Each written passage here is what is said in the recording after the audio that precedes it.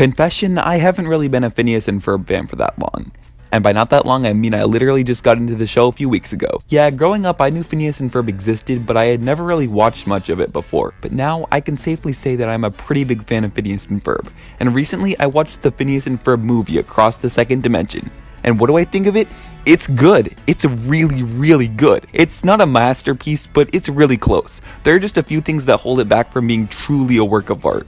First of all, when Phineas and Ferb find out Perry is a secret agent, Phineas gets angry, like actually genuinely angry, just like the one time in the Marvel special, and it feels pretty out of character for him. You'd think that Phineas would think it's awesome that Perry is a secret agent, but no, he's mad, and it's just for the sake of having some fairly forced drama. On top of that, the fact that it's 2D animated and literally just looks like another episode of the show is disappointing. I don't need them to go fully 3D animated, but it would be kind of nice if they just added a bit more lighting effects to make it look more modern, kind of like some of these specific shots in Candace Against the Universe.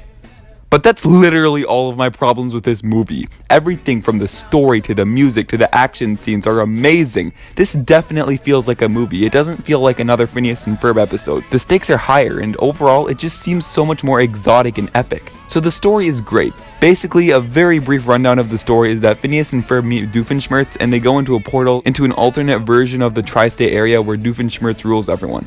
Also, like I mentioned earlier, Phineas and Ferb now know that Perry is a secret agent, but their minds get erased in the end and they don't remember any of it, so yeah. This movie definitely has a lot more action than the typical Phineas and Ferb episode, and all of the action scenes are amazing. Sometimes they're over lava, or it's second dimension Candace beating up robots, or having every invention Phineas and Ferb ever built in a giant fighting sequence. Yeah, this movie's climax is really, really good, and it's clever how Candace uses the mysterious force that makes Phineas and Ferb's inventions disappear to intentionally make them disappear. Who thought of that? That's genius. Oh yeah, I forgot to mention, Candace has her own subplot in this movie as well. Basically, she's learning about like maturing and getting older and stuff. She thinks that the mysterious force that takes away Phineas and Ferb's inventions recognizes that she's an adult, so she decides to ask the magical force what it wants and why it doesn't want mom and dad seeing Phineas and Ferb's inventions. This eventually leads to Candace getting sucked into the second dimension and getting involved in the main story. It's a pretty good subplot, but it definitely is at its best when Candace is in the second dimension. One of my favorite parts about this movie is definitely the songs.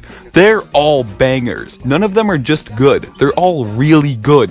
All of them. My favorite is probably Everything's Better with Perry. That song is such a jam. Summer is also amazing. Brand New Best Friend is also amazing.